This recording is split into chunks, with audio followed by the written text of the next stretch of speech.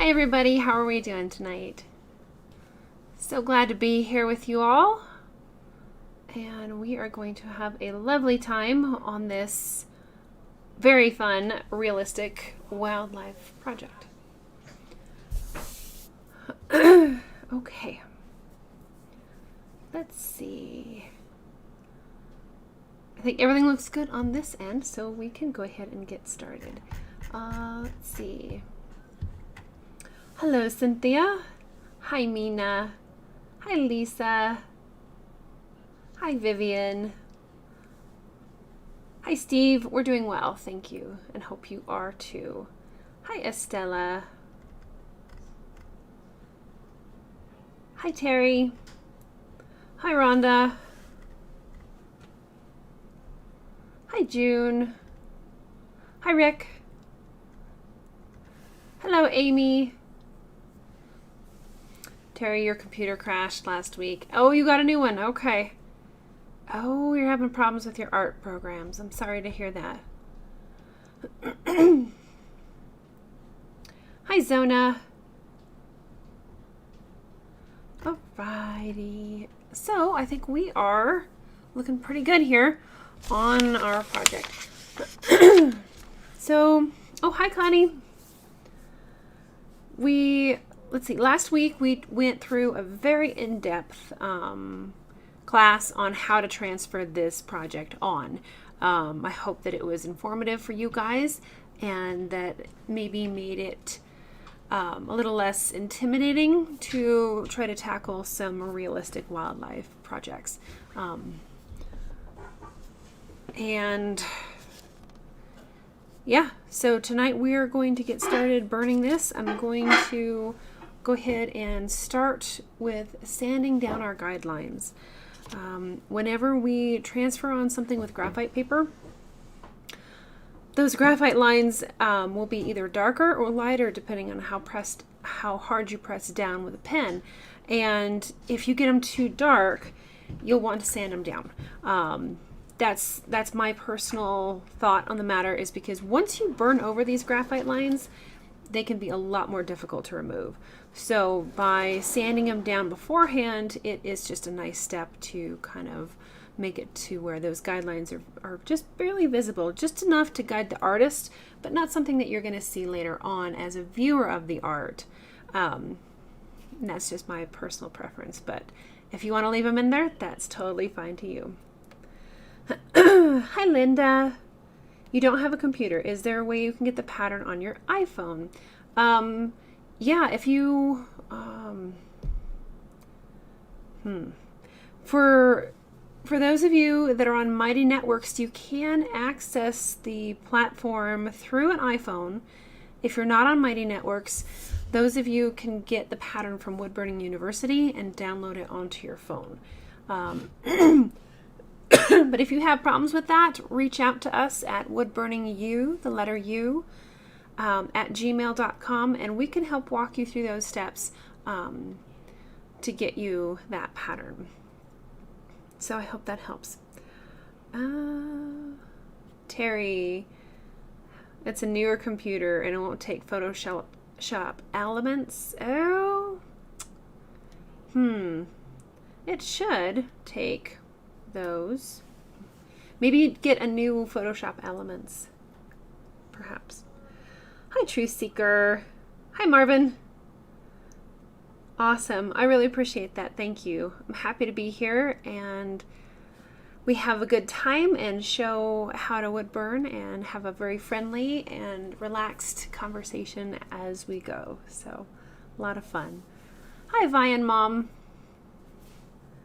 Let's see. Mina has the link there to both Woodburning University and to our email, woodburningu@gmail.com. Thank you, Mina. Okay. Hi, Monty. Hi, Barbara. All right, everybody. It's so great to have you here.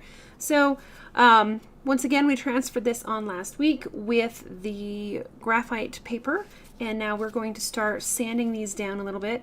I'm going to be working with these M-Jump sanding pads.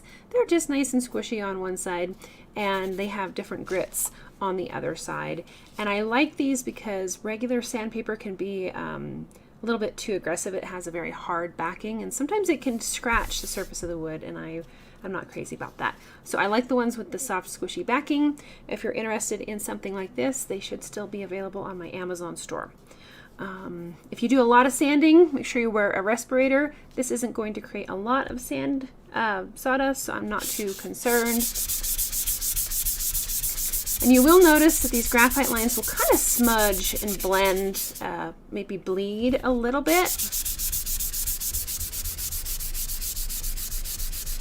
And as I'm sanding, I'm just taking a look at how those lines are starting to soften and disappear a little bit. I don't want to sand so much that they completely are gone. I've had that happen a time or three.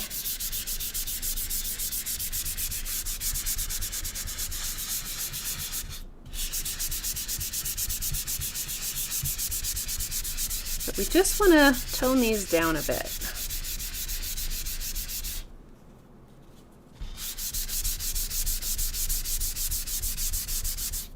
So you can see already, compared to the lamb, this is really starting to kind of get much softer.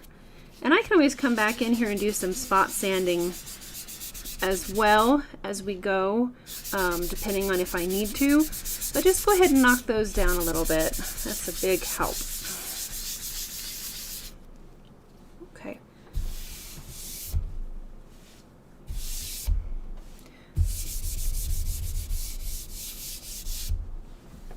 And then I'm going to go ahead and hit this again with a 2000 grit just to kind of smooth it up a little bit. Alrighty.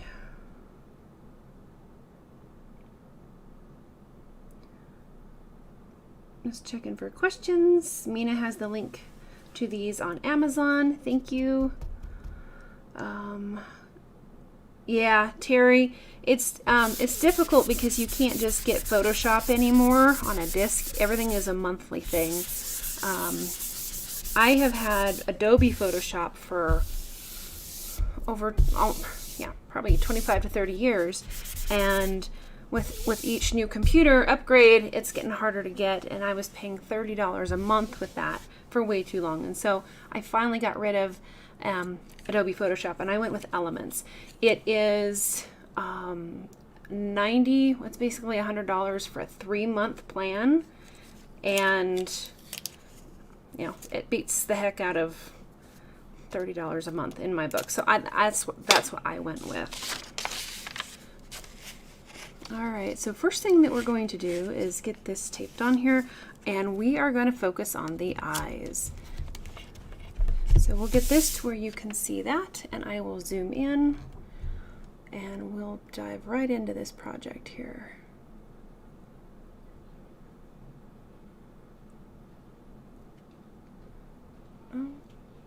Okay, I think that's pretty good there. Hopefully it'll behave itself and we'll stay in focus. Okie doke. So Zona. Zona, that's a good question. If there's a link to the Amazon store in the Mighty Networks, I'm not sure. I usually have a link to my Amazon store in the description of each YouTube video. So that might be a good place to locate that as well.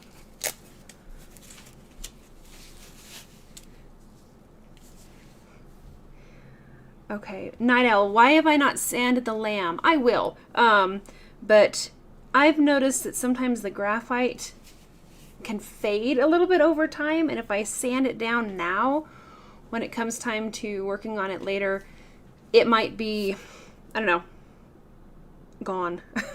I have transferred on projects and sanded them down like this, come back a year later trying to work on them, and the lines are almost completely gone. So I try to sand just right before I burn for the most part, and it'll be a while before we get down to that little fella. Okay, so working with the Walnut Hollow Creative Versatool and the shading point, we are going to start with our darks around the eyes here. Hi Kim. You can use a variety of different points for this. Just find something that's quite small and dainty, something that you can control pretty well.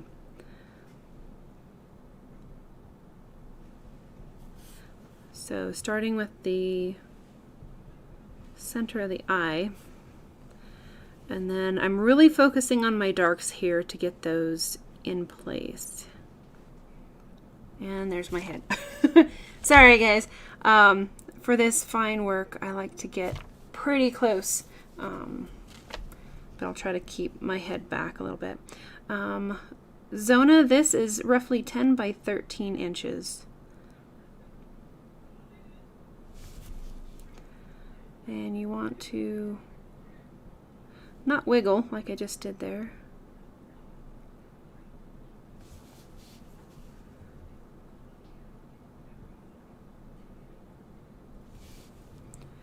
We'll just start working on our edging.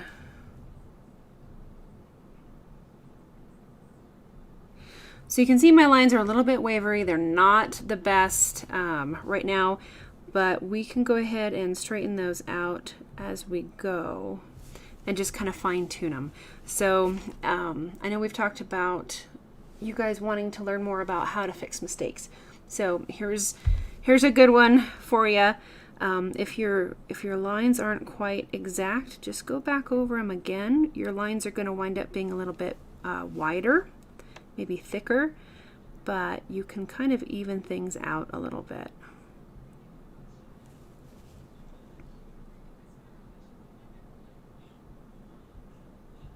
Holding your breath helps when working on some of these really fine details here. Sometimes it's best not to talk.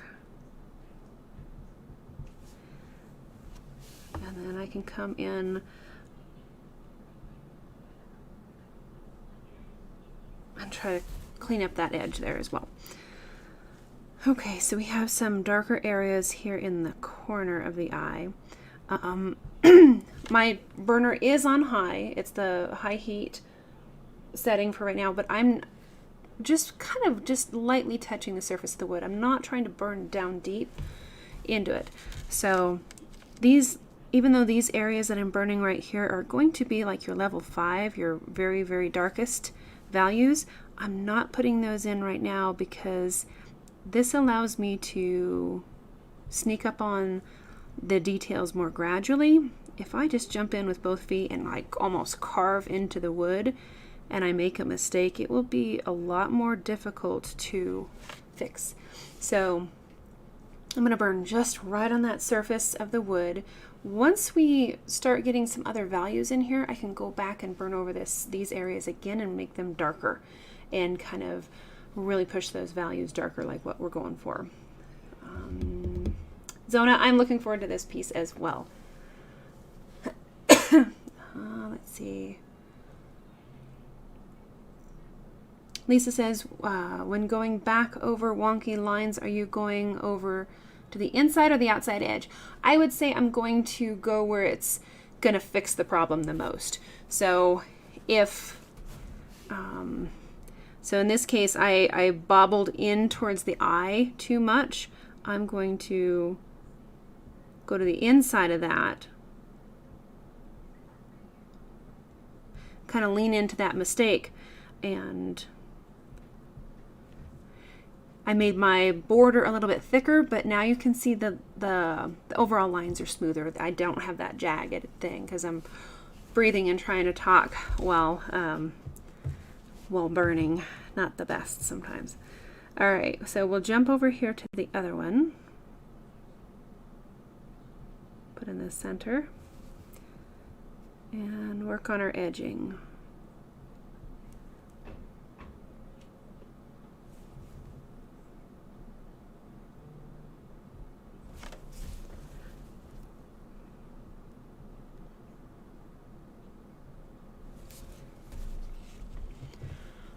Okay.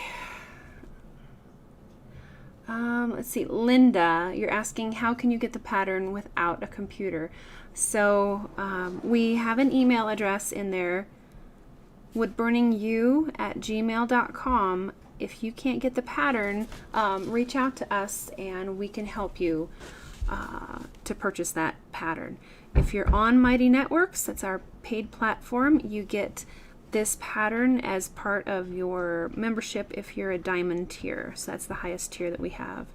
I sort everything by skill level, and that makes it easier to learn what you're after and not pay for things that maybe are out of your skill zone right now. So yeah, this is diamond tier. But if you're not on Mighty Networks yet, definitely take a look at that. There's tons of content, lots of great resources there. You get a lot of the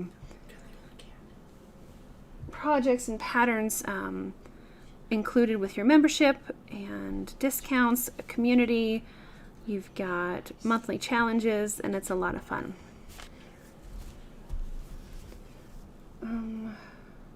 White Owl, you have a problem burning eyes, so this will be helpful. Awesome. I am glad that this is helpful. Now, another thing to kind of keep in mind, my camera is at a pretty decent angle, so if my lines look a little bit pinched or skewed, that's probably a good reason why. Okay, so I kind of have just the rough line work in there. Let's go ahead and darken up and make this bottom edge a little bit thicker. But we're just looking at the framework around the eyes. We have a little bit of dark here in the inner corner.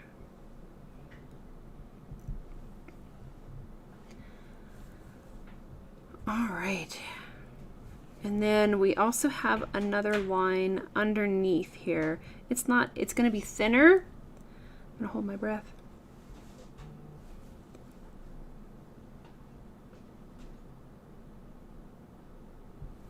Right there, and then we're going to have one on this side too. Turning the wood is a big help when it comes to working on these round eyes, so don't forget to turn that wood if you need to.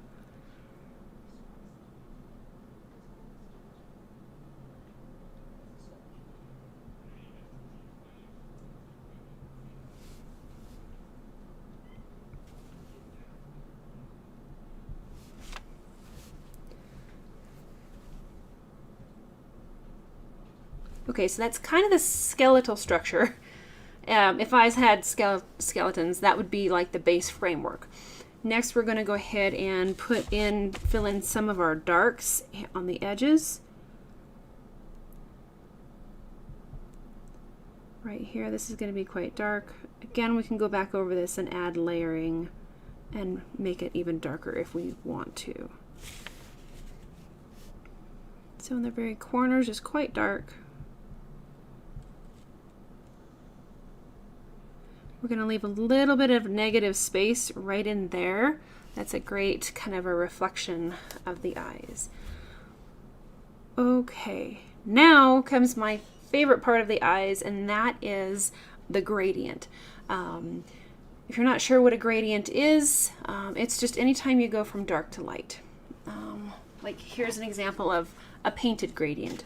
It's not blended, but you can see how we just transition from light to dark. That's all a gradient is, and that's all the eyes are. So the gradient is going to be darker at the top, and it's going to fade down to the bottom here. And we're going to go around our highlight. These highlights need to stay pretty big and chunky, because if you make them small and then you burn dark around them, it's easy to lose them all together. So nice chunky outlines around the highlights, and then gradient from the top down. So this all up here is going to be quite dark.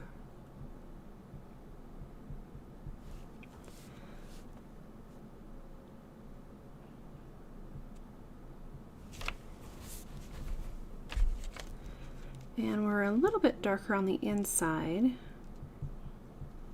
But you can see how, like right here, there's this nice little bottom part that's light. We want to maintain that. So we're going to carefully bring our gradient down.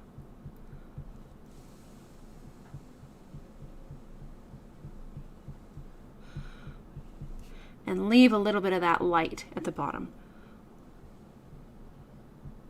Now, especially if you want to add color later on to these eyes, burn them less than you think you should, because color just doesn't stick very well to wood burned pigment. Once again, this is just our first pass, our first layer. We can go back over and darken this up at the top and on the sides. Don't forget to pull a little bit of shading on some of those highlights. We're also going to be darker on the inside of the eye. Bring that down a little bit too. So I could shade that a little darker to match the photo, but I'm going to stop and leave it less burned for right now. But there you go. It's a very, just some brief steps. Outline your eye, fill in the center, add a couple of these extra lines, and then do your gradient from the top down. Make sure to leave unburned wood for your highlights to have that light come shining through the eyes. Okay, same thing over here. We've got our highlight in. We're quite dark up above.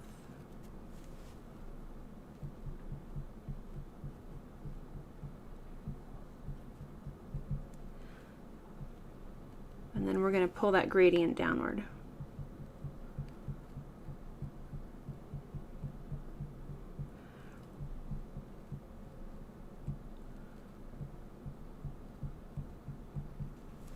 And leave some unburned wood at the bottom.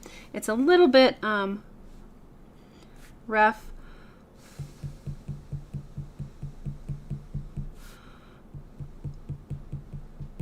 Just kind of blend it and soften it a little bit there.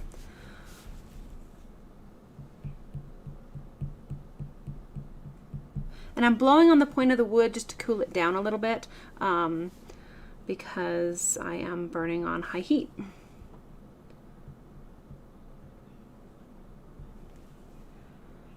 Okay, so that's really all that is once it comes down to highlight or eyes. Now for the highlights, you can come back in, maybe separate them. Sometimes you can tone them down a little bit with some shading.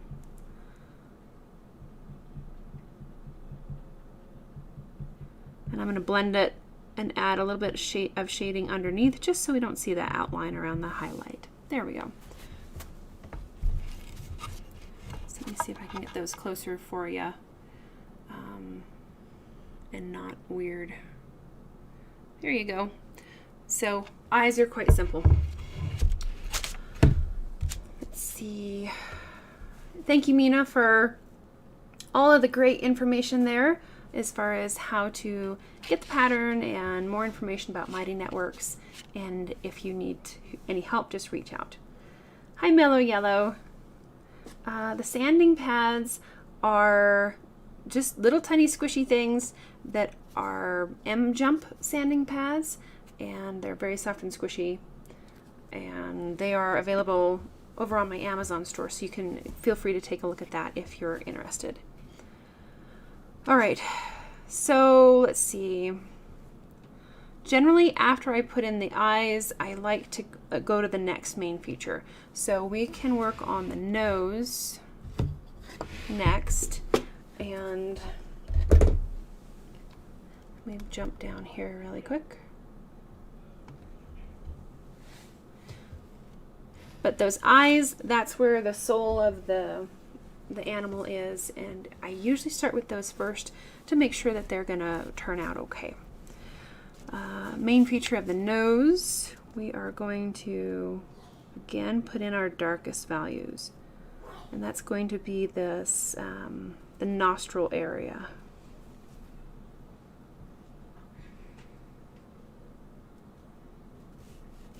And it's going to come down here a little bit into the lip area.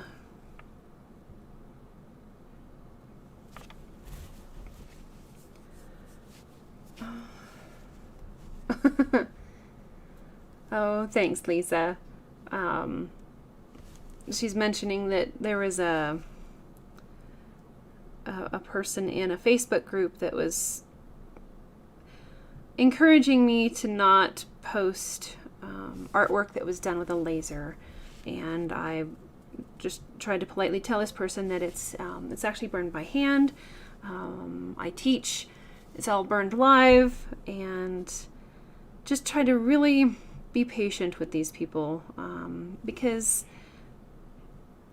we're all people, we're all artists, and especially beginners, they may not know what is possible with wood burning art. And I have never been one to kind of pounce on somebody on social media and just yell at them and all that. That's not my personality. So I just try to be polite and simply educate them that, you know, this is what it is and this is what it's not. It's not laser machine work.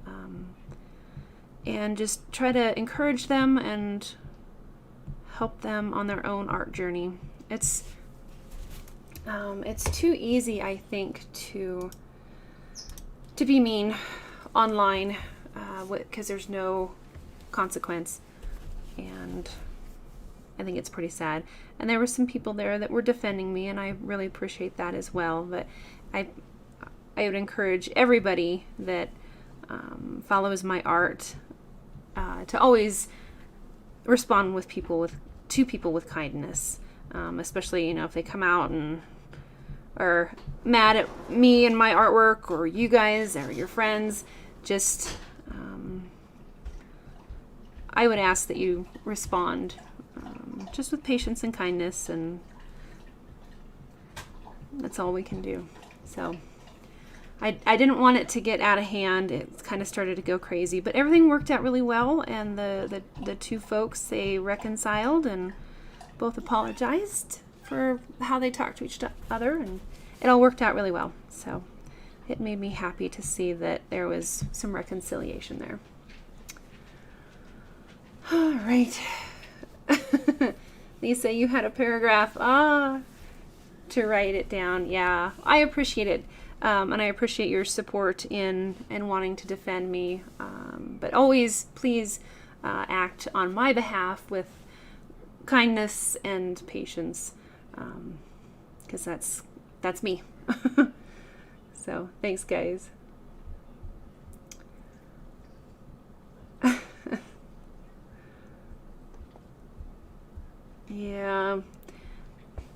Yeah, it is quite sad, guys, how the internet is just a little bit crazy right now, and it's too easy to be rude and mean and to take offense, and I try to do the opposite.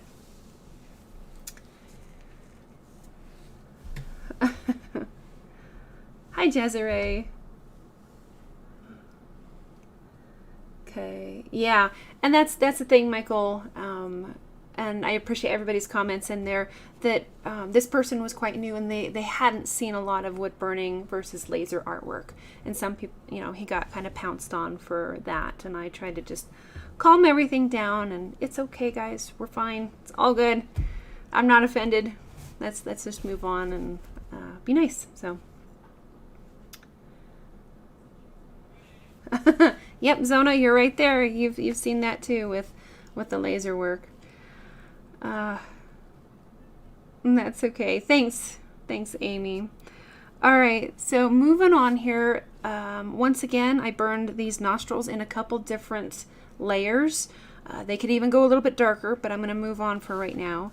The center of the nose is not, I'm not going to draw a straight line. I want to keep kind of a jagged edge. It's almost like there's a little Christmas tree hidden right here in his nose. And you've got crinkles on one side and crinkles on the other side. It's a very tall, skinny tree. And they kind of fan out as they get down here. And then we're going to have more dark up here. And then this is fun to put in. We're going to start with our little fur strokes, those jagged edges that we put in when we transferred. And that's going to be where the hair starts to kind of grow over the tip of the nose.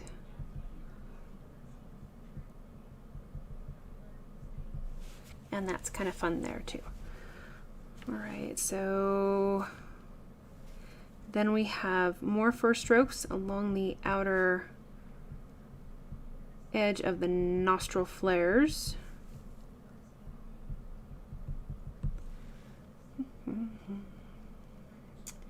Thanks, Vicki. Yeah, and that's what I did. I just encourage people to check out my YouTube channel, because I've had a lot of people over the years get kind of grumpy because they think that I'm not telling the truth with my wood burnings. And that's actually how I started my YouTube channel, was just to, you know, show some of my process and let people know that, yeah, it's me. But a lot of people don't know, and I don't think it's fair to pounce on people for reasons that they may not, you know, enlighten them, you know, teach them. I don't like to belittle or be mean.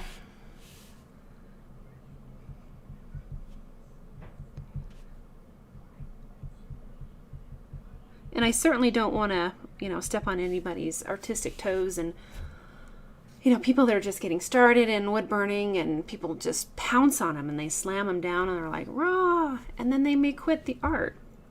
And that's really sad to me. So I want to encourage everybody and help people to keep pushing through and find their own voice and their own passion for whatever kind of art that they like to do. I certainly don't want to take away anybody's creative fun, if you know what I mean, guys. Thanks, Barbara. Thanks, guys. I really appreciate it. Mina, yes, absolutely. That's another reason that I love the Bear Den as well. You said it so well. No drama, no fuss, just support and kindness and compassion. That's what we're here for. We got to lift each other up. The world is too negative in some areas, so we need to be a little light of positivity if we can. All right, I'm just kind of sketching in some of these little whisker, like not whiskers, but where the fur is beginning. And then we have kind of a darker section here, and there's his little lip.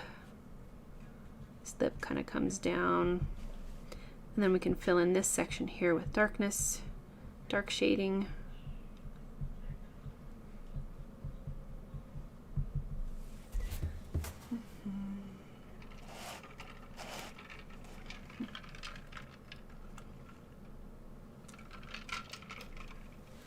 Rick, you've never been on Facebook. Yeah, I got on it mostly to try and share my art, and I don't post a whole lot of personal stuff on there, but enjoy seeing family and all that as well. Brian, hi Brian. You have both the laser and you burn. That's cool.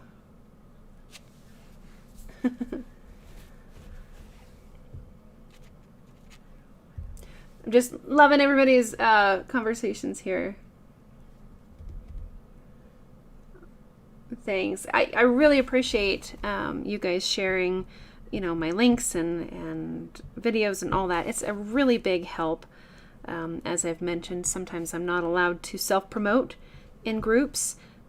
It's just kind of one of their rules, but you guys can share my links and classes and all that, and I see that and I really appreciate it. Thank you. Thanks, Terry, for hitting that thumbs up button. And if you're new here, make sure you subscribe, because as I'm going into the spring, my schedule is going to be fluctuating quite a bit. I know we were going to do our monthly challenge on the first Friday of March, and I have a mandatory meeting that I need to go to for a different organization. So I'm going to have to push that around. I think I'm going to push it to Saturday, because I have something on Thursday. So I think next Saturday, March 7th, will be our first Friday night event.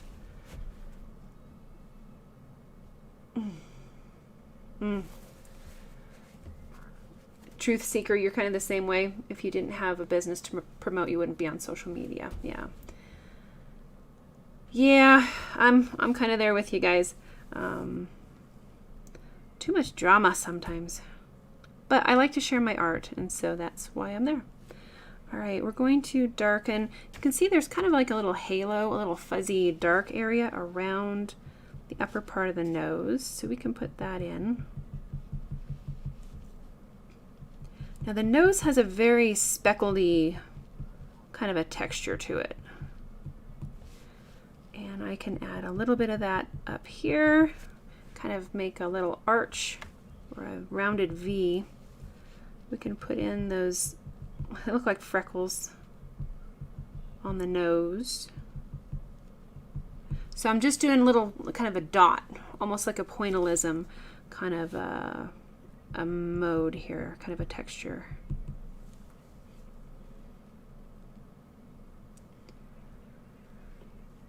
Awesome. White Owl is asking if this live stream will stay up on the channel. You'd love to save it for when you need to come back to techniques. I usually keep these free live streams up for a few days, maybe a week, and then everything is archived over onto Mighty Networks. That's our paid platform. It's kind of like Patreon, but way better. There's it's really fun and more easy to navigate, and so that's where all of my past live streams are archived, is over on that paid platform. So this will be out for just a little bit because I really like to get teaching to people for free, but I also at the end of the day need to pay some bills here and there, and so that's why I also have the paid platform. And then if you're on the paid platform, like I said, this is the diamond tier. It's $25 a month, and you can stay for as many or little months as you want, but you get this pattern included in your membership and all the other premium patterns that we've done. So there's beginner, intermediate, advanced, and then premium. And if you're at the top tier, you get everything. I mean, we have, I think, over 200 live streams archived over there of all different skill levels and different projects. So if you've been wanting to, we have a mountain lion project over there. We've done dolphins, we've done dragonflies, we've done ravens, steampunk ravens, a lot of realistic stuff. We did a pet portrait, a realistic elephant. So there's all kinds of stuff over there. We've done Christmas ornaments. So all kinds of different skill levels are archived over there. So it's a fantastic community and lots of great content there as well. Awesome. Let's see. Vivian, you can tell the people that give negative comments just to be mean. Yeah.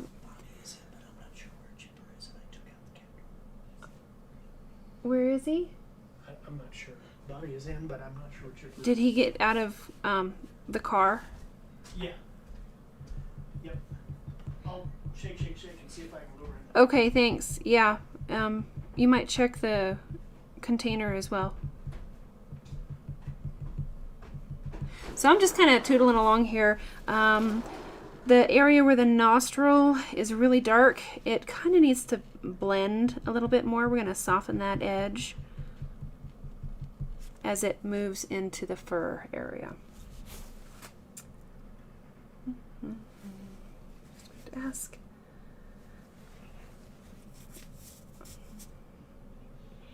Barbara, you're asking as far as the angel pattern. I finally got the angel pattern put up on Woodburning University as a paid one. I don't have it up yet on Mighty Networks because there's no instruction with it. But it is up on Woodburning University. I don't know if it'll be over on Mighty Networks. Chipper is in. Thank you. But I'll try to make a note of that.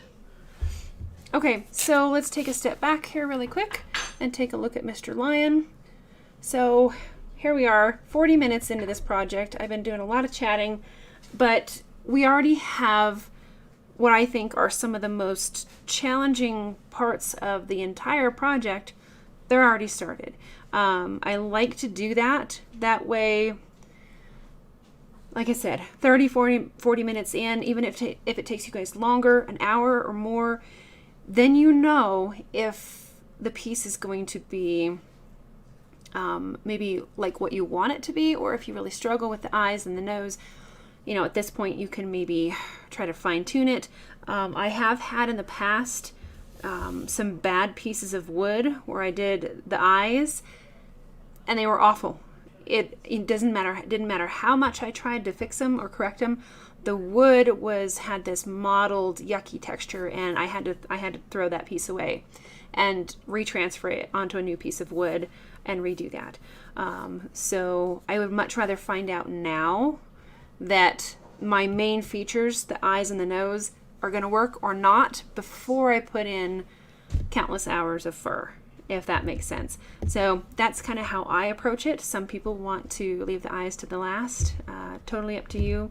Just a little tip as far as kind of how I like to go about it. Okay, so next up, I'm going to go back to the eyes, and then I'm going to start to develop the fur that kind of ties into the eyes. And then I'm just going to slowly start kind of moving outward from there. Michael, your biggest challenge is getting the nose area to look realistic. Gotcha. I've also noticed that when I first started, it was difficult to create a portrait that looks three-dimensional, where the nose looks like it's coming forward and not flat. So we'll work on that as well. One of the main things that you need to remember when you're looking at an animal like this and they have a protruding nose, especially like a wolf, the muzzle around the nose generally is going to be much lighter than, say, the cheeks.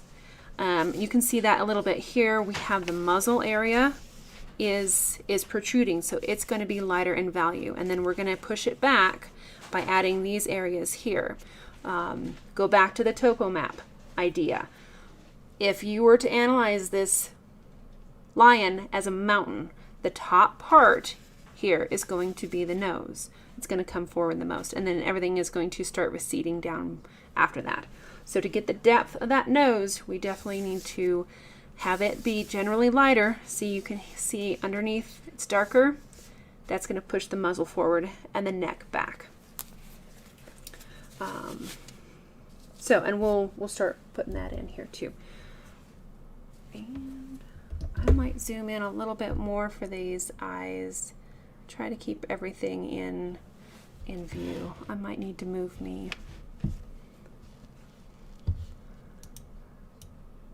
Whee! Okay. I'll go over here for a little bit, guys, because we're going to be working on this eye to start with. Vicki, you're the same. Yeah, eyes first. Absolutely. And now this is where you can kind of decide if I need to sand a little bit more or not. I do have a pretty big scratch that happened on this piece of wood, but too late now. We're going to go for it. Starting with some of these darker areas, we are going to start putting in our jaggedy fur strokes. And they kind of go every which way. Shoe bug. In here. So these strokes are going to be very short and choppy, but you can see I'm changing the direction. So I'm going vertical here, diagonal. These are almost flat in here at a flatter angle. I don't want to just put in a line there. I want to always maintain fur strokes. And it can be tedious. It can take some time, and that's just what we're going to do. We're going to take our time with this and make sure that if we're going to put this much time and effort into it, it's going to be the best that we can make it. Thanks, Zona. You got to go for a ride once in a while there. Okay. I don't do roller coasters, so me flying across the screen here is about all the craziness I'm going to do. All right. right, still focusing on some of these darker areas. You can see that generally I like to keep my left hand over here so that I can keep my place.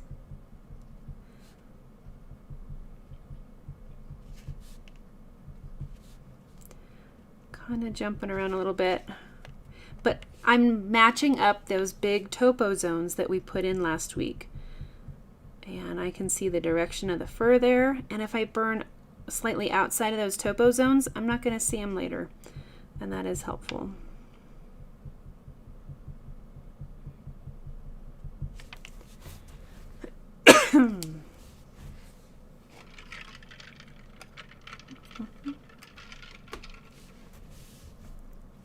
Alrighty, and then we can come up here and again follow the fur. Another thing that I don't want to do when blocking in these topo zones is, let me see here, if I have a pencil, and so say I have a little topo zone like this coming around here, and it's a little bit kind of flat on the one side like that. One thing I want to be careful with is when I'm putting in these fur strokes that I don't kind of line them up at the bottom like that, unless they do actually line up. Normally they don't. These fur zones are going to be irregular, so they need almost like teeth, jaggedy edges like this, kind of more irregular edges. I don't want them to be just flat like this and then colored in, if that makes sense. We need these irregular edges of the fur because fur has to tie together like this, and so you need to put those structures in there as we go. And it's not that complicated. Just make sure that whenever you do these zones, you have jagged edges, and then that will be able to blend them into their surrounding zones a lot easier. So I was getting a little bit too flat right there. I'm just going to go back and put in a couple extra little jagged areas.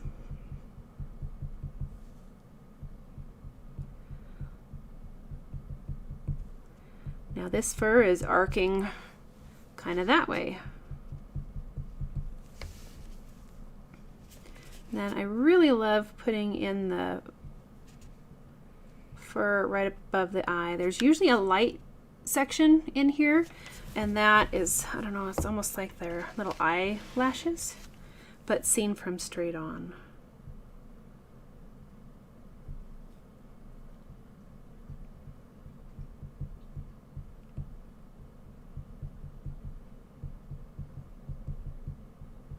Not the best angle on that one.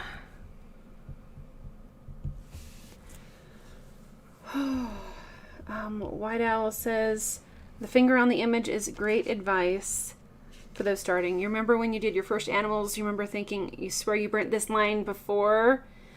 I have done that. And then if you've ever used Photoshop and you can like stamp part of an image onto the other part, and it's like a duplicated image, I've done that. I'm like, oh no, I burned the same section twice, but in two different areas, and it looks weird. So then you have to kind of just go in and change it up a little bit. So now we're just taking little tiny baby bites out of this. Don't try to think about the whole thing. Just pick a zone and try to match up the direction of the fur.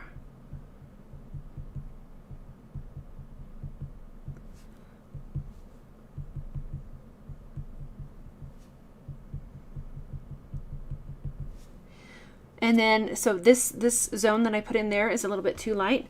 That's okay. You can fix it now and you can adjust it now, or you can move on to another zone and just take a look and see which way the fur is going there. So break it down into bite-sized, manageable pieces.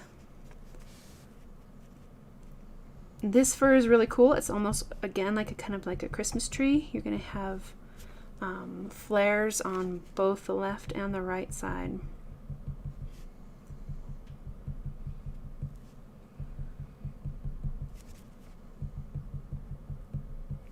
And then they all kind of converge right there.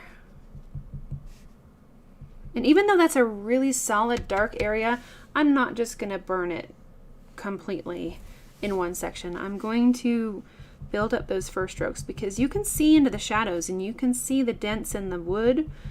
And if you try to take a shortcut, which I've tried to do when I first started, and burn some of these sections really fast with just block it in, it always looks kind of dull and flat, I think.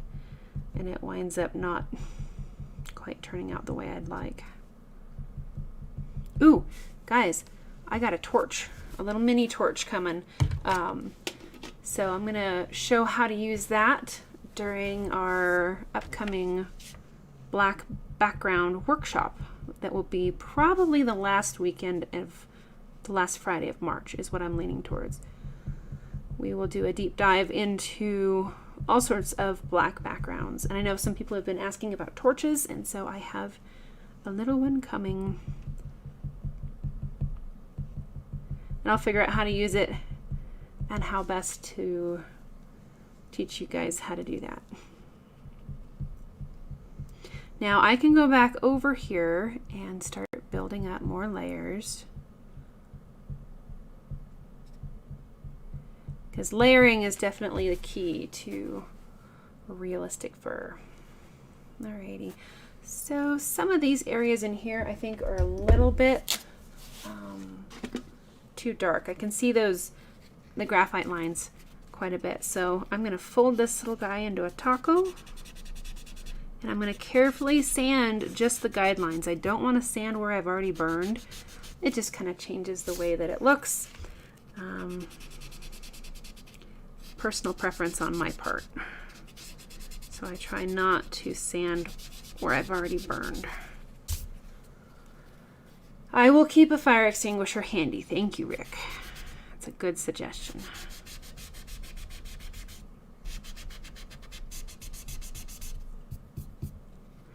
This all in here is quite light.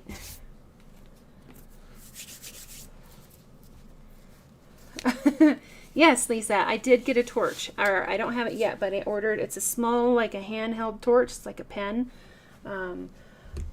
Because I know some of you guys have been interested in burning black backgrounds maybe a little bit faster. And so we'll kind of show when and how to use a torch and give you some tips on that as well. Let's see, Truth Seeker, you found a butane lighter and you've been using that to burn your black backgrounds as well. It is a time saver, yeah. The one thing that I've found with the torch is that it produces a very different end result of a black background. It doesn't have that real shiny, glossy aspect as if you were to use a metal tool.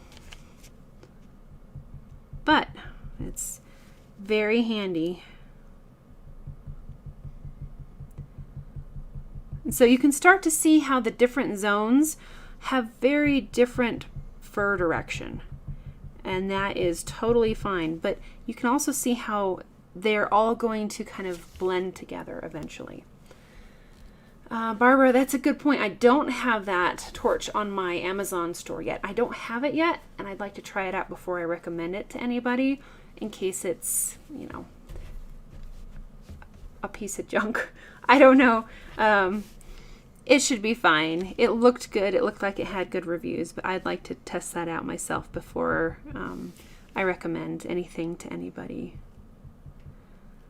We have a nice little wispy nest there.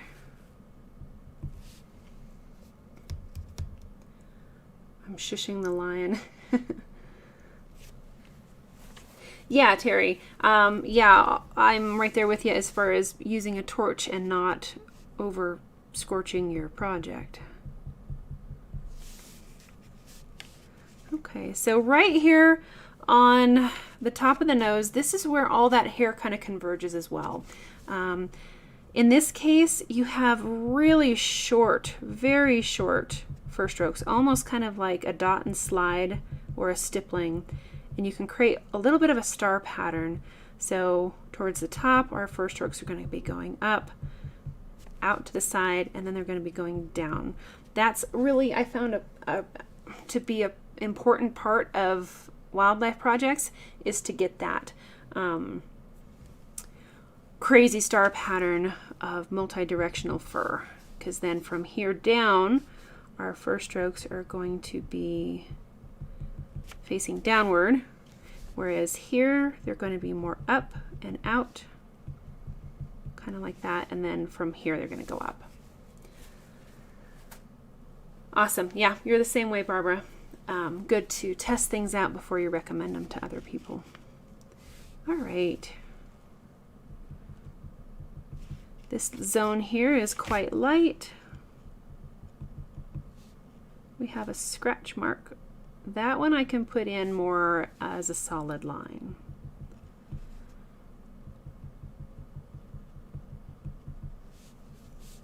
Let's see, we can pull some of that fur up into the nose.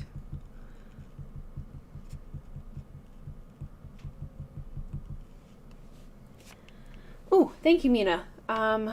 Mina has a reminder for our lovely Bear Den members over on Mighty Networks that tomorrow is the last day to turn in your monthly challenge project. We will take everybody that participated, throw your name in a hat, and we will draw out a winner and give you a free pattern of your choice over on Woodburning University, regardless of the skill level or the price. So if you've had your heart set on a pattern, make sure that you join in on that fun monthly challenge. We were wood burning leaves this month, and we did feathers last month. And March we will be burning flowers. So I'll get that challenge posted on the 1st of March.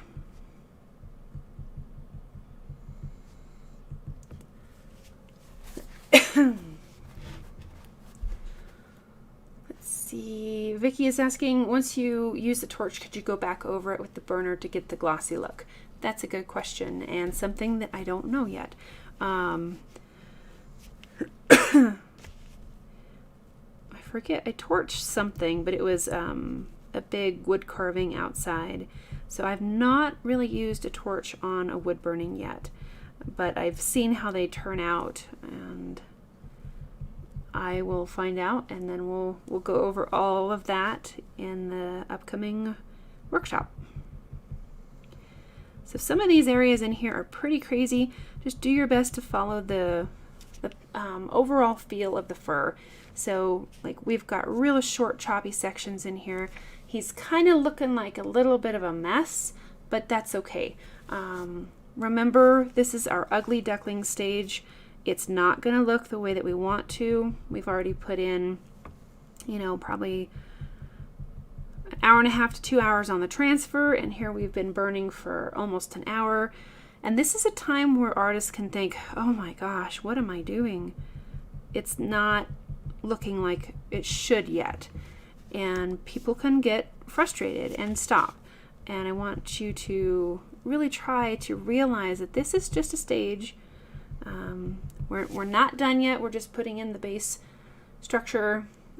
Think about like a building. When they're putting in the foundation, you can't even tell what it's going to be.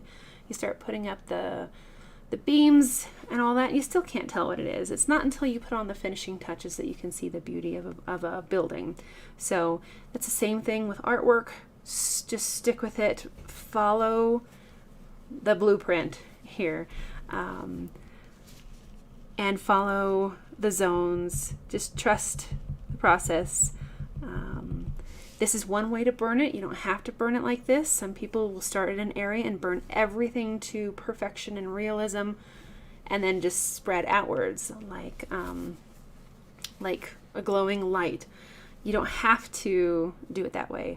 You can. This is just a way for me to kind of try to break things down for beginners.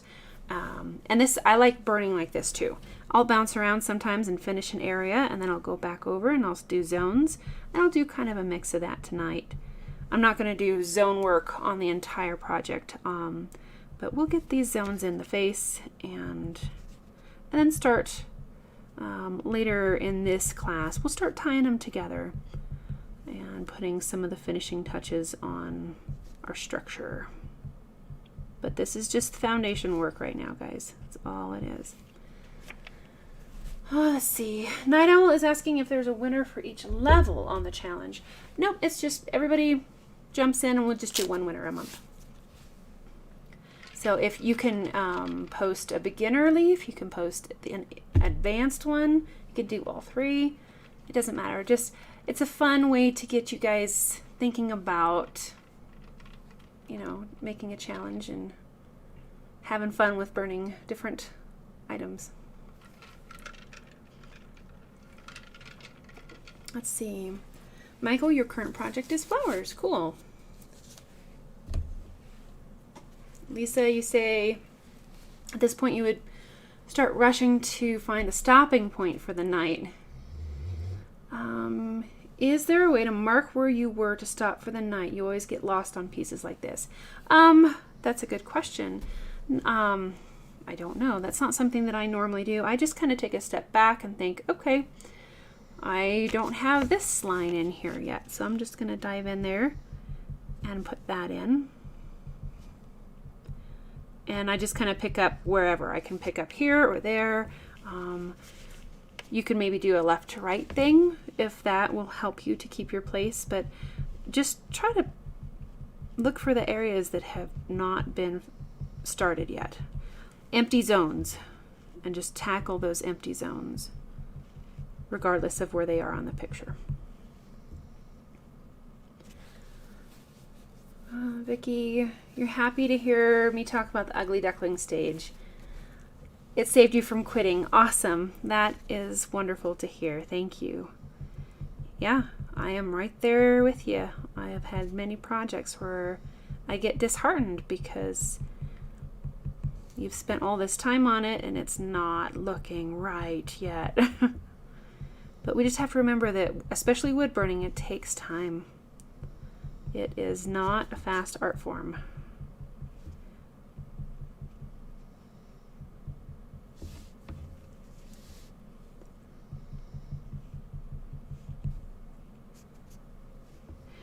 But try to break things down into abstract zones. Don't get so overwhelmed with a realistic project. Everything has to be super realistic. Throw that out the window. Find your zones. Find your fur patterns, and then we'll work on the value and then tie it all together, and it just comes together on its own. So if you break down a realistic image into abstract shapes, just burn that abstract shape, match your texture and your value, and you'll be pretty close. Let's see. Thanks, Mina. You get lost, Lisa. Yeah, it is easy to get lost for sure. Oh, a clear post-it note. Circle the spot. That's a good idea, Zona. Ah, White Wolf has arrow sticky notes. Cool. Let's see, where am I? We are here. And every little stroke is just that back and forth, like an airplane landing and taking off. Rick, you like to jump around on a project? Yep. Kind of go back and forth, and I just kind of go where my eye takes me sometimes. Sometimes I'll try to follow a set plan, but other times I just jump around. Both have their pros and cons, for sure.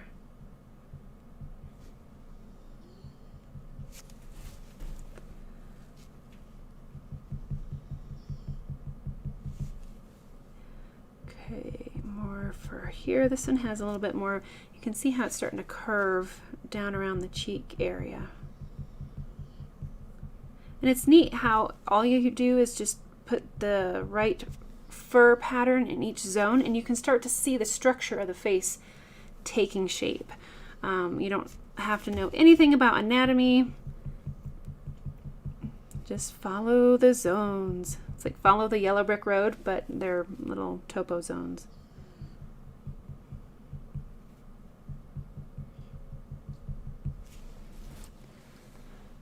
Okay. And then I just look for areas that haven't been filled in much yet.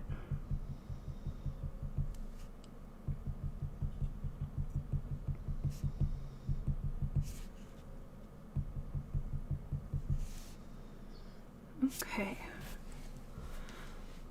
Alrighty, so he's already getting a nice structure. If you can kind of squint your eyes and all that, you can start to see a little bit of that face taking shape. Hi, Donald. Donald saying, thanks for the great video you did about tracing the pattern onto wood. You are welcome. Is there a particular graphite paper that you use? Well, yeah. My favorite is by Walnut Hollow, and they recently went out of business. So you might still be able to get some here or there online from Walnut Hollow. As far as a replacement kind, I'm not sure yet. Your other question regarding colored graphite paper, I have not used that for wood burning, but I have used it for paintings. When I want to embellish a painting, sometimes I'll use colored graphite paper. Just be careful that it doesn't have any kind of wax.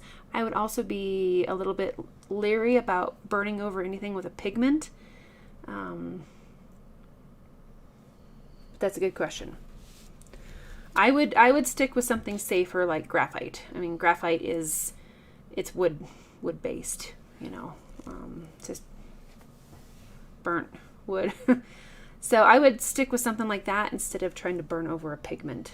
I would be a little bit cautious about that. Thanks, Cynthia. White Wolf has an analytical mind, and you need to do block by block for the first layer and then repeat. Oh, okay, cool. Okay, thanks, guys. All right, so I also like to put in some of my edges where I know it's going to be darker. This kind of frames the face. You'll see I'm not going to spend much time in here, just creating a little bit of a framework. Trying to follow the direction of that fur. And then we'll start working on the center part of his face. So we have some real fun directional change there.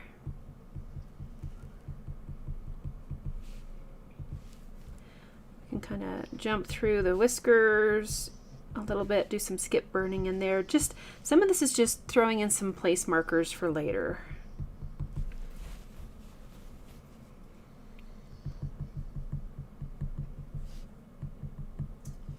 But again, everything is done with first strokes. I'm not going to just draw hard lines around this, the main features. Over here. Okay. All right. Let's see. Okay, so the next thing that I'm going to take a look at, I could fill in this edging here quite a bit, but based on our time, I'm going to go ahead and dive into this center part of the face. Everything that we've done so far here is been fairly light, just blocking in the direction of the fur. Now I'm going to take a look a little bit at the values, how light and how dark things are. So areas that I might need to darken up a little bit, I'm going to go ahead and put in some extra layers in there.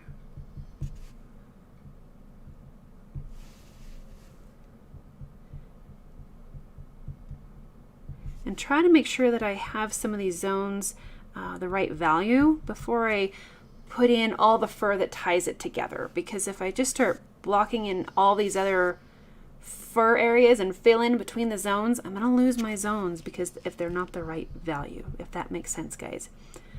If they're not dark enough, these zones here, and I just start filling in around them, I'm going to lose those zones. I won't be able to tell where they're at. So this is an important stage for me, is to go through and to make sure that everything is dark enough.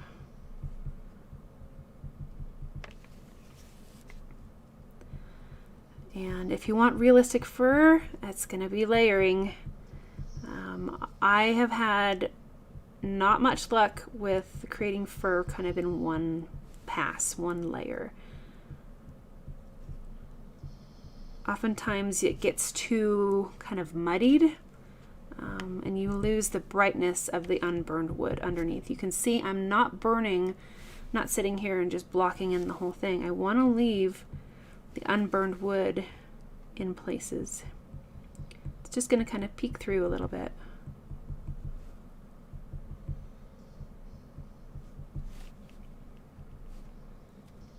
And then I can find areas that I forgot to put in, like that one right there.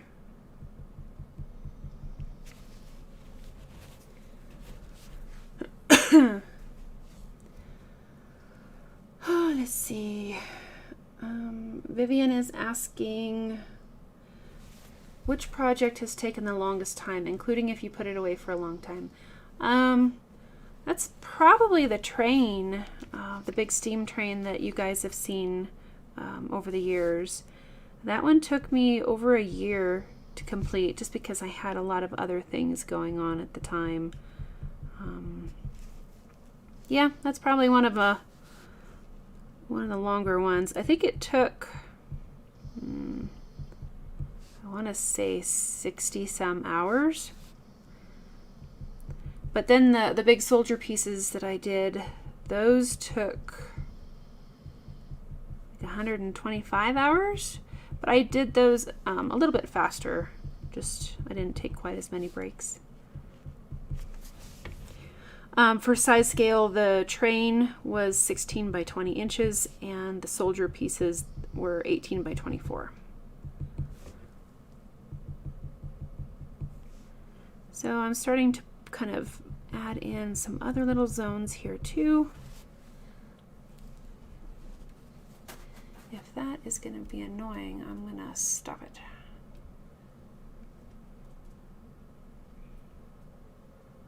Okay, the lighting should stay similar now. Hey guys. All right, we need to darken this up a little bit here too.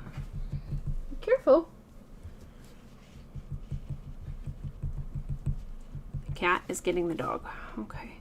And then in this center section here, we're definitely going to have some of those darker areas in the middle.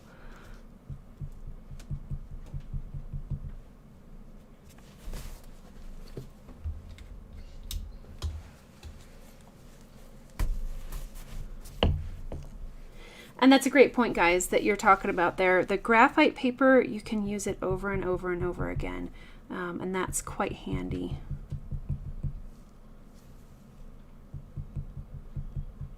So this in here is going to be much darker, so more layers.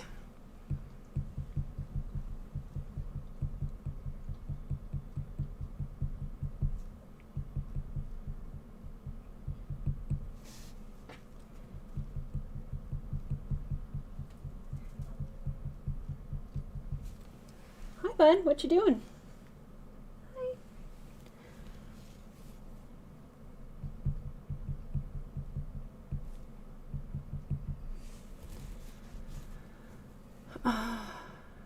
Yes, that's a great point, Amy. You want to make sure that you get graphite paper and not carbon paper. Carbon paper has more of a waxy base to it, and you don't want to burn over that. Hi. I can't snuggle you right now, but I'm going to show you off to the world. Come here. All right, everybody say hi, Chipper. Yeah.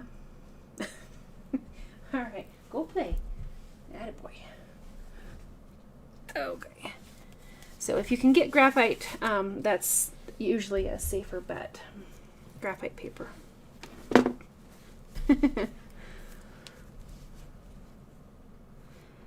Okay, so we are readjusting our values just a little bit, adding some more layers. And I'm just looking for anything that isn't quite dark enough.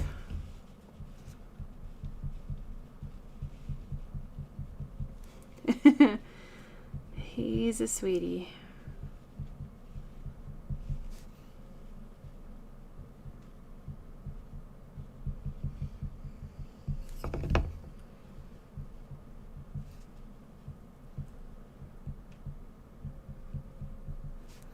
This is kind of a difficult angle.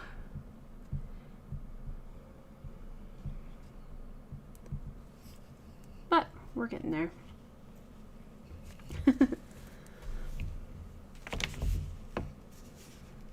see.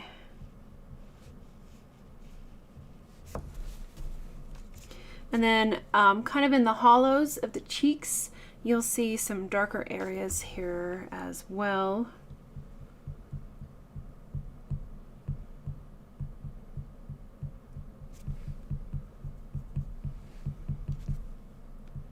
This is kind of where some of that patience comes into play.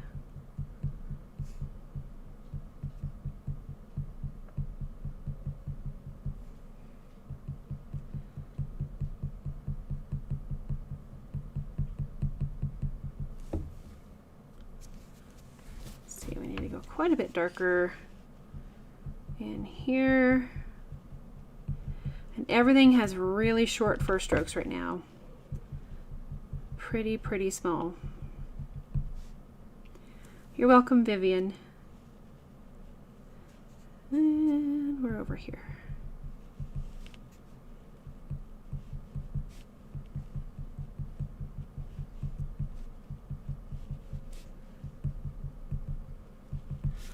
And if you do wind up pressing a little bit harder here and kind of indent the wood, it's not a big deal. Sometimes it can make a very interesting texture when seen from the side. I certainly wouldn't want to do that with like skin of a portrait of a person, like especially a baby. I want to stay right on the surface of the wood. But for something like this, it's quite textured. It's okay to indent the wood a little bit. I'm not so careful to not indent.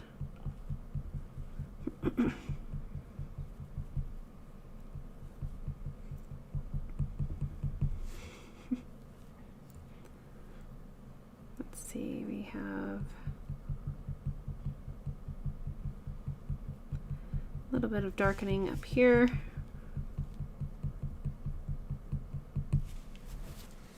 Okay, so even that has made, I think, a big difference.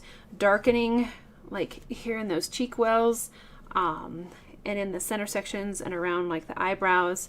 And we could kind of tinker around with this for a while. But I think next what I'm going to do is, this is a fun part, to really be able to see some progress. If you are afraid of tackling something this big and you don't want to spend 8 hours just putting in zones everywhere and you're not sure if it's going to work out, just choose a little area like this, like we're doing with the face. Put in those topo zones, follow the fur, adjust your values a little bit, and now we're going to fill in kind of the voids between our topo zones. And we are just going to follow the direction of the fur, and you'll see how all these topo zones will kind of blend together, and they should turn out, kind of flow. The fur will flow in a natural direction. So I'm going to be really mindful of some of these lighter areas. You can turn the burner down if you want. And we're just going to try to match the direction of the fur in the no man's land here.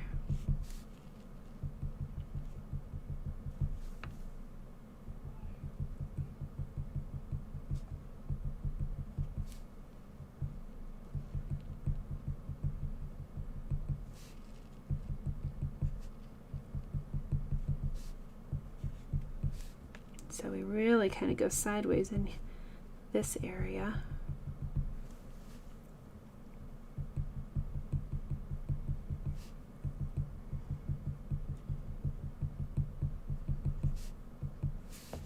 Let's see.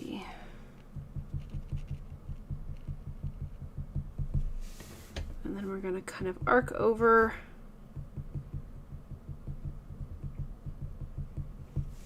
And it kind of fans out like a little bit of a brush. So for this stage, well, all of these stages, I am really following my reference photo very closely to make sure that I get those micro changes in direction. Because it will change the face structure if you know, go too vertical in an area or too sideways. So really try to take the time to block in the direction here. And even in these really light areas, you could still see there's a little bit of shading kind of right underneath this part of the eye. Go ahead and put that in.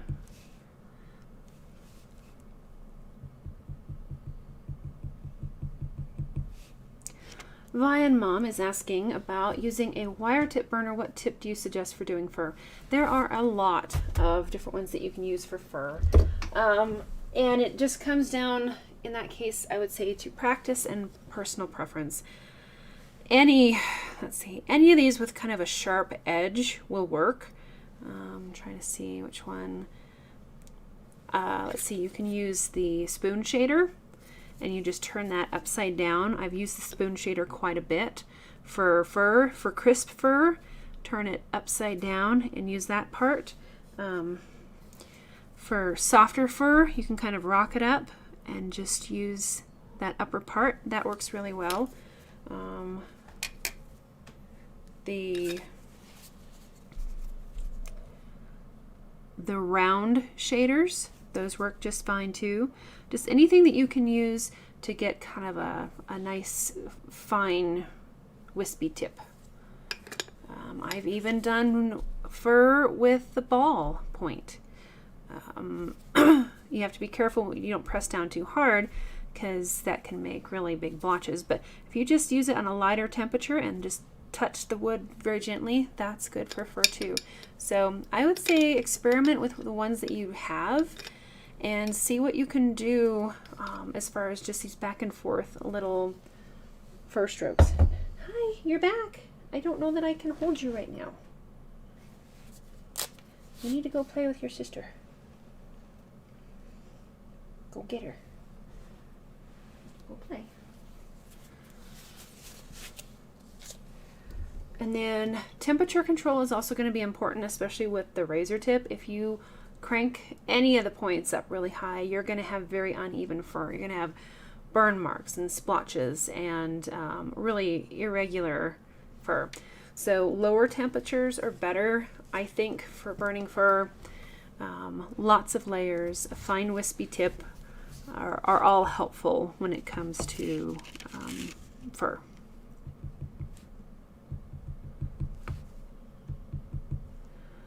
Brian says you like to use the shader edge or a skew with your Optima 1. Yes. Yep, that all works just fine. Terry says that razor tip and Coalwood have different names for their tips. You have a Coalwood and you like the tips for the razor tip, so at some point you're going to get the adapter. Cool. Yeah, that would be neat.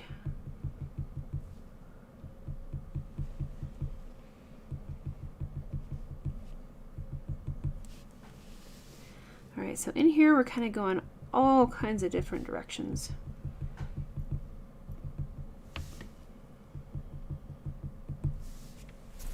You're welcome, Vine Mom.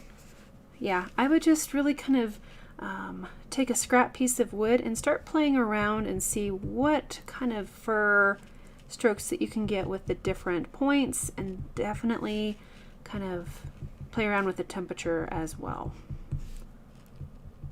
So we're all kinds of different directions in here for the nose.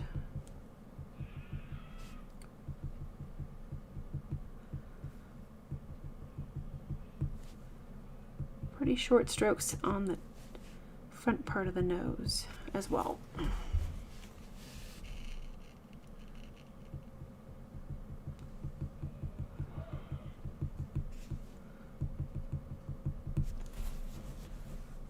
Okay, let's see, I'm gonna go up here. longer strokes in this area as we start getting further out from the face.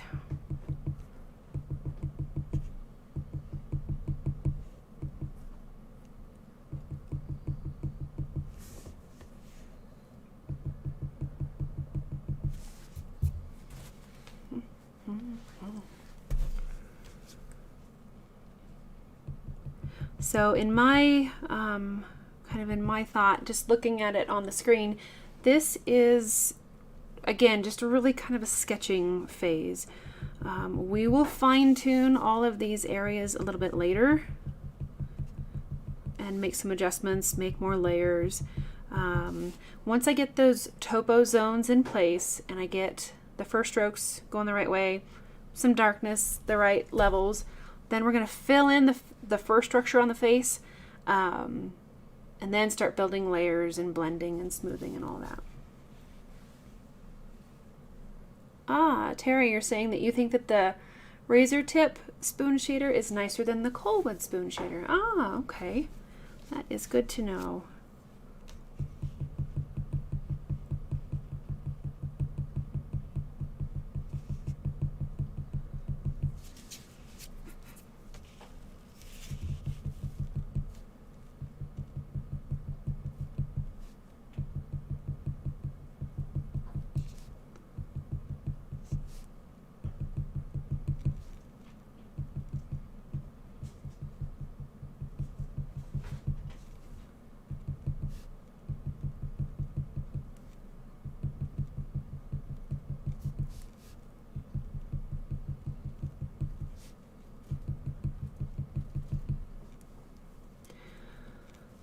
See, White Wolf says you prefer the shader being used now. You shake too much for the wire tips. Gotcha. Yeah, I struggle with the wire tips too. I just haven't spent enough time with them, practicing them. I think that I like the softness that I get with the shading point of the Versatool. It just creates a really beautiful, soft, kind of an amber, very well blended appearance, I think.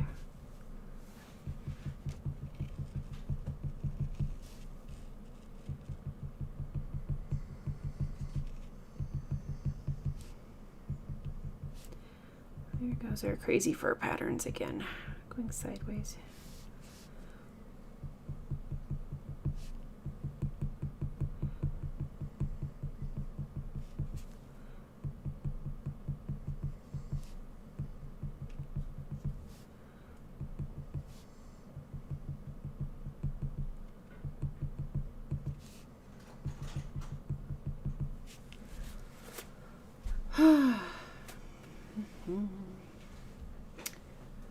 Let's see. Yes, yeah, definitely, Barbara. Just play around and try to see what system and setup works best for you. I know a lot of people don't like working with a razor tip, or sorry, the Versatool like I do. And that's totally fine. You find the one that works best for you.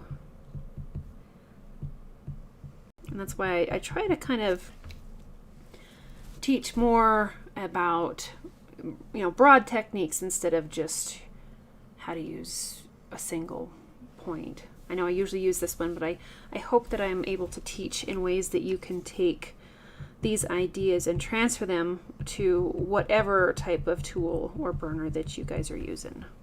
That's my goal anyway, guys.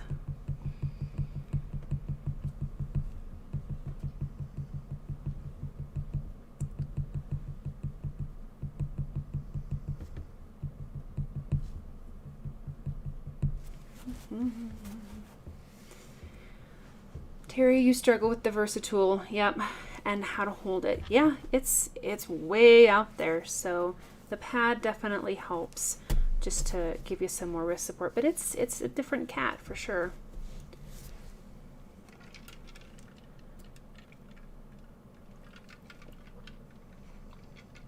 Let's see. Vian Mom, you got the BHP pen. That allows you to buy the different wire tips and got the larger ball tips. Cool. Nice. Yeah, I like the ball point tips too. Thanks, Barbara.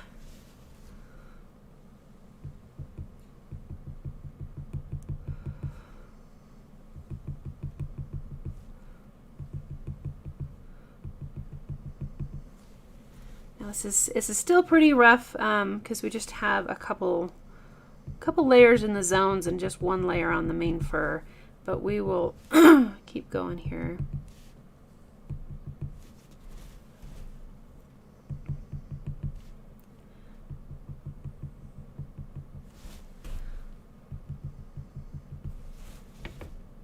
Let's see. Nope.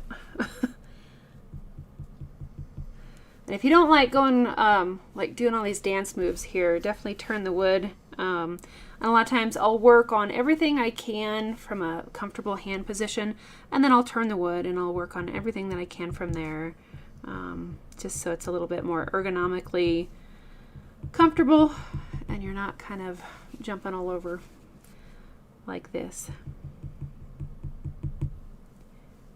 Lisa, you like the Versatool? You use it intermittently, but you love your Burnmaster and Coalwood. Ah, I have ordered a Coalwood, guys.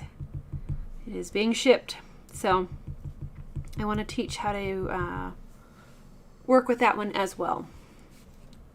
Very excited.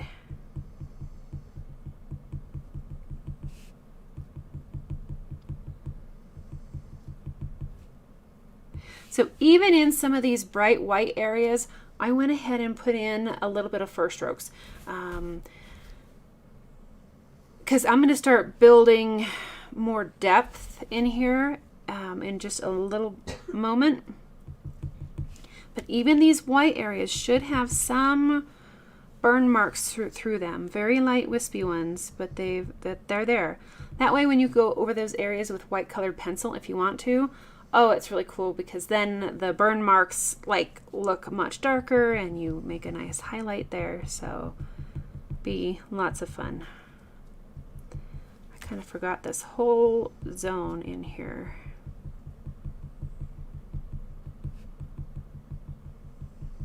Let's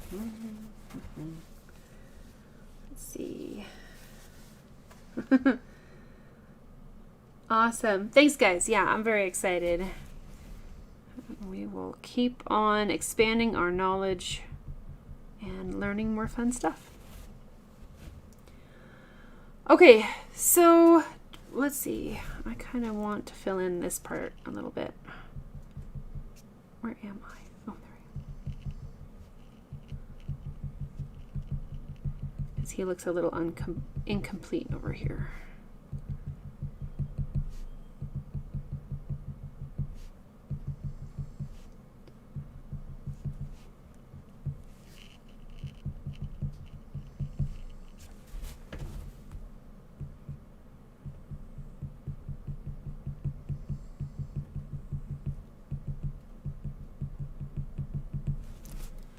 Okay, so right now we have a beautiful little snapshot of one of my favorite parts of the project, and that's right here between the triangle between the eyes and the nose. Next, I am going to go back over it and start developing some of these midtones. We're going to start blending some of the zones together and just do some little massaging and blending, because right now we have our lights and we have our darks, but we don't really have many midtones in between, and that's what we're going to do next, plus start building up more layers.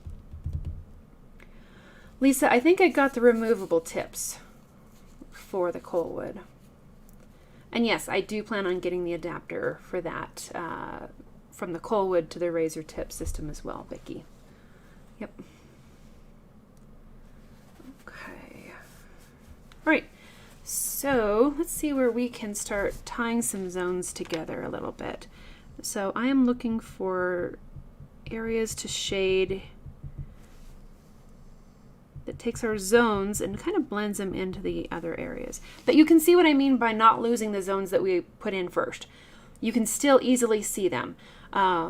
As you continue to shade, you will start to, those zones will start to kind of blend together, and it can be a little bit more difficult to see them. But we have our base structure in place now, So we are going to start lightly blending some of these areas together. We want them to look natural.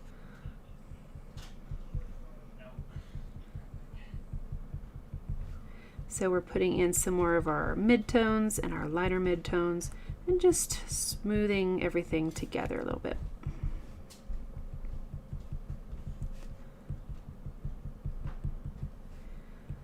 And after this step, you'll see that it'll really start to come alive a lot more.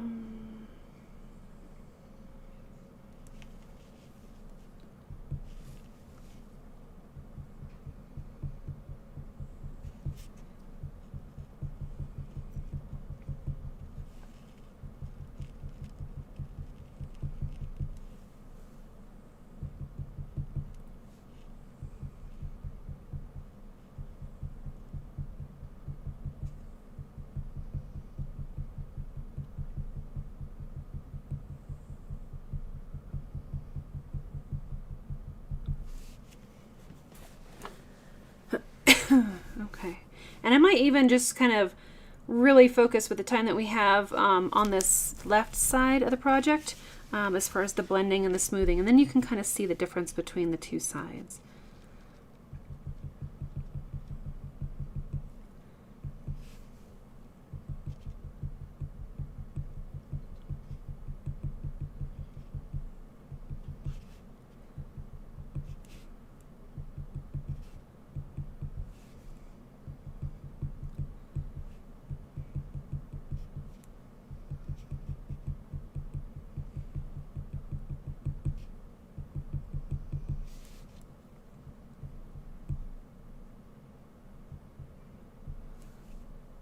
I need to kind of darken up a little bit in here as well. If you see highlights that really jump out, sometimes you can give them just a light shading and they'll soften and look a little more natural.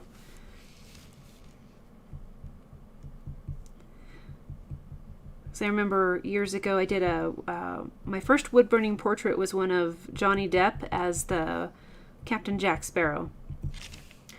And the only thing that I added was a touch of white to the eyes. And when I was done, I realized that I forgot to shade the whites of the eyes. And so it stands out to me still to this day. But it's important, even with like people portraits where you can see the whites of the eyes, you need to shade around those as well. Because it just looks a little bit unnatural if you don't. Thanks, Barbara. I'm loving your guys' chat there as far as helping each other out and talking about the different points that you like. That's just fantastic.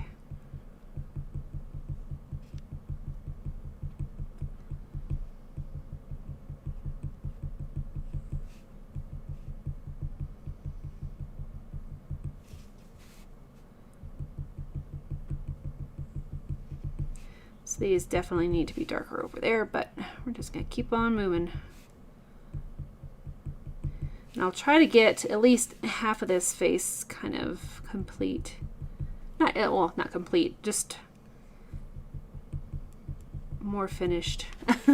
Because I really think that I like to burn in stages like this, but it's not until the project is like everything's been burned, then you go back, and I love to take a look at the overall balance of the piece, and I'll darken certain sections, add some more shading in other areas, and so that's where I really think the final burn happens, is that balancing out of your values. Once you get pretty much everything kind of burned, you want to go back and take a look at how do each of these sections work together.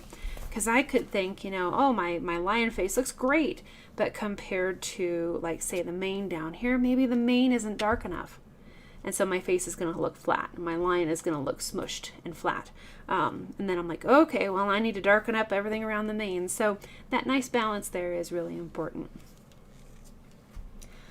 Yes, Barbara, eyes would be a great workshop.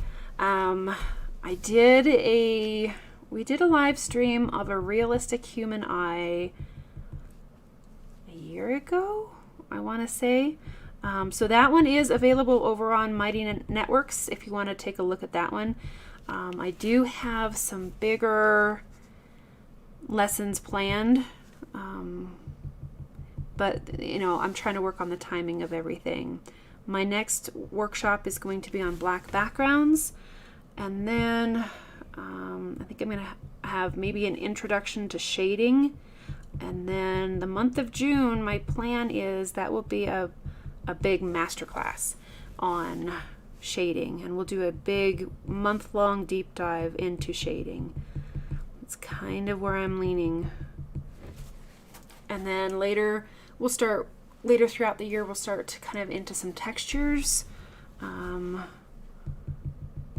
with a couple workshops, mini workshops on textures, and then we'll finalize the end of the year with a big masterclass on textures.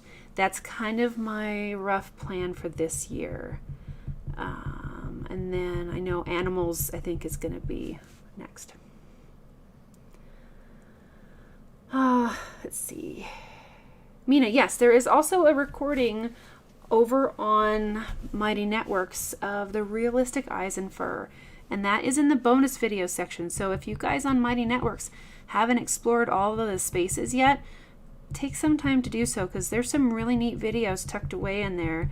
I did a summit with Woodburn Corner a number of years ago, and we did a big class on the realistic eyes and fur, and I had kind of had them burned in different sequences to make the class, you know, cover a lot of information in a very short time. So definitely take a look at that.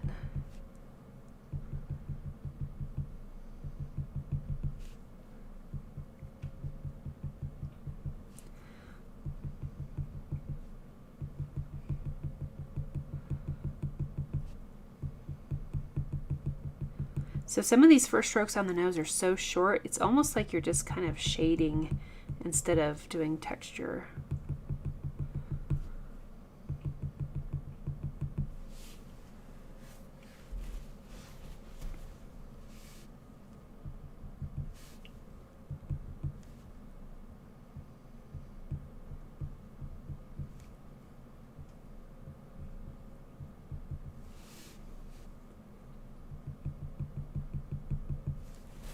Alrighty, so let's take a look at the difference between this side and that side. So you can kind of start to see that we're developing much more shading and depth on the left-hand side.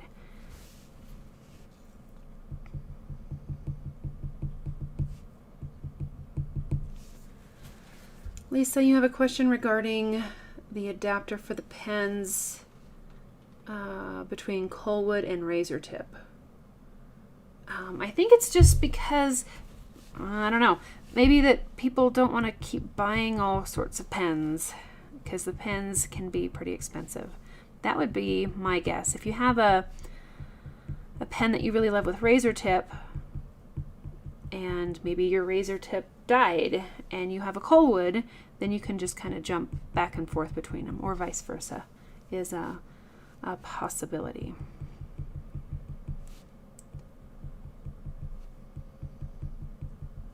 So here's some shading on that cheek area. That's pretty cool.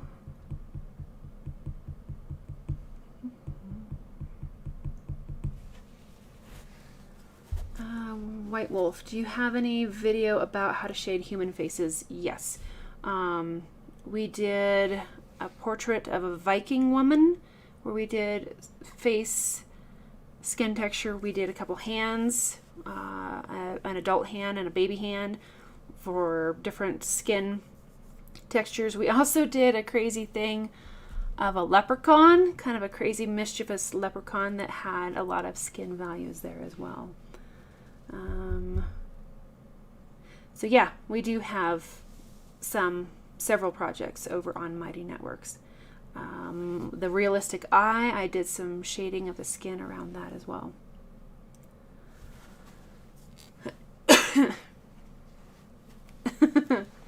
Aw, thanks, Truth Seeker, for the recommendation of liking the video. I appreciate that. It always helps the algorithm for the likes and all that. And if you haven't subscribed yet, make sure that you do that so that anytime that I go live, which is going to be more and more sporadic throughout the spring, that you won't miss any important upcoming videos. So, all right. Okay, so we have a little bit more shading in here.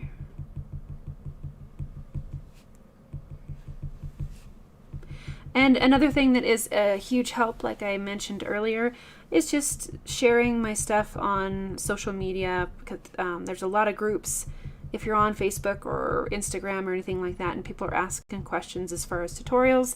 Just, staring in my way is a really huge help.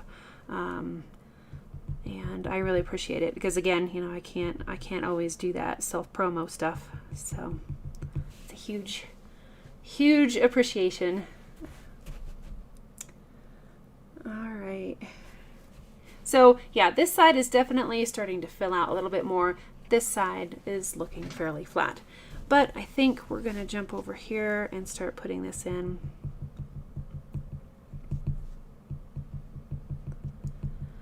But this is a really great way to kind of knock out, I think, some of the most important parts of the project in a fairly short time. We're coming up on 2 hours, and I know you guys say that sometimes I burn faster than you guys do, and that's totally fine. You don't have to go as fast as I do. I've learned to burn faster over the course of all these live streams. I think on my personal projects I slow down a bit more, but I still get a little bit self-conscious taking too long to burn with everybody watching. So I have definitely learned to expedite a little bit more. Okay. Awesome. Thanks, Vivian. Yeah, we've had a lot of good classes over the years. Yep, I did a realistic water droplets, and I did showed how to burn clouds, and we did some smooth shading, some little snippets in there. Yep. Aw, thank you, Zona. I really appreciate everybody that shares and kind of helps me to promote both the artwork and the classes. It's just really huge help. I've got somebody that piped up from like Virginia that said that their kids' art teacher knew about me, and I'm like, wow, that's pretty cool. So let's keep getting the word out there, guys.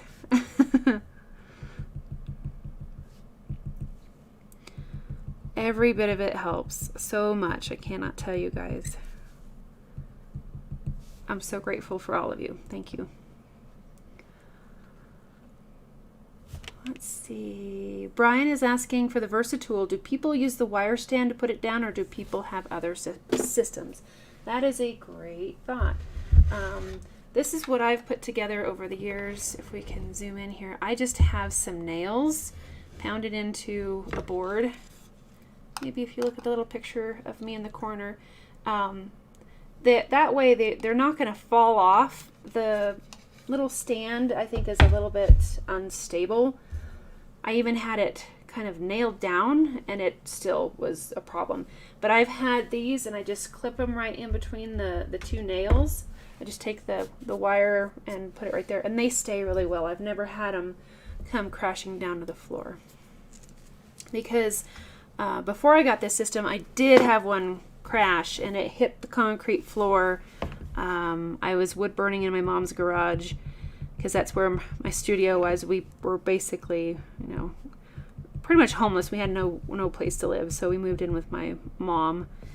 Long story. Anyway, for several years, and my studio was in her garage, and it fell and it hit the concrete floor and just destroyed the point. So since then, I have come up with a better system. You can even put like 2 screws, just have a little gap that you can put the cord into, but this part won't slip through. This one that I showed you here is my working platform. I did have my husband make a nicer one for that live demo that I did for that business event. So it looked a little bit more professional.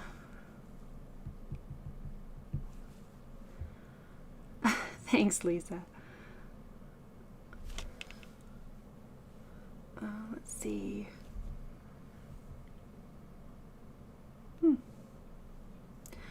Zona, you use a ceramic fish. It looks like it's eating your pans. Oh, that's right. You showed us that. That is so cute. And hey, if it works, that's just great. Okay, so I know the areas here in the cheeks are not dark enough, but we're just going to keep working on some balance in the lighter areas. Ah, Brian, you dropped it and burned yourself. Yeah. I should share some photos, I guess, of what I have, especially the new one that my husband made. It looks really nice.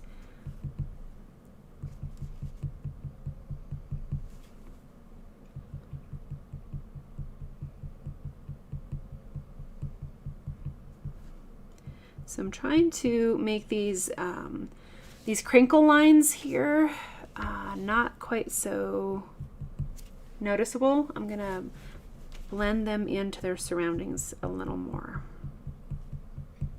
Hi, Missy. You're going to jump up here, aren't you? Yep, that's why I turned my other burner off.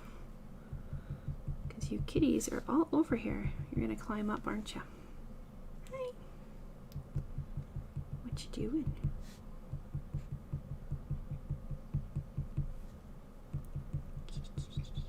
No, don't go up there.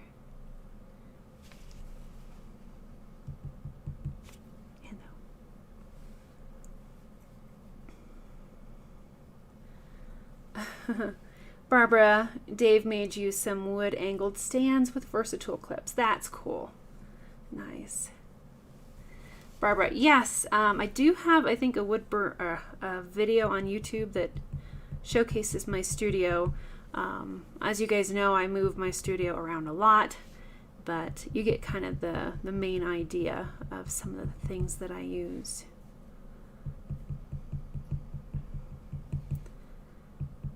This is not a pencil. Don't hit it. You won't be happy.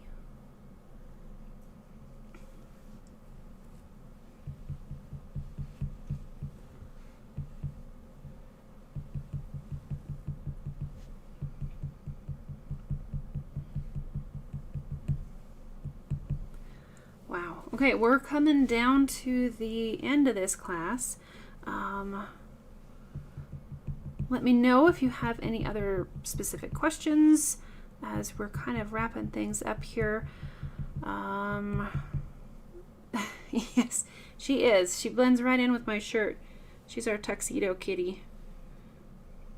She's jet black everywhere except for the front and her little feet and all that. Yes, you are. She usually climbs up on my shoulder, so I'm surprised she hasn't done that yet. But that's okay. It'll be harder for me to work if you're on my shoulder. Sometimes I'll be drawing and she'll reach up and grab my pencil, so hopefully she won't try that tonight.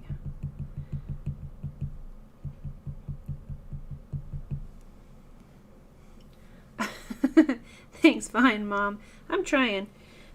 There. Yeah, you and your little feet, your little paws.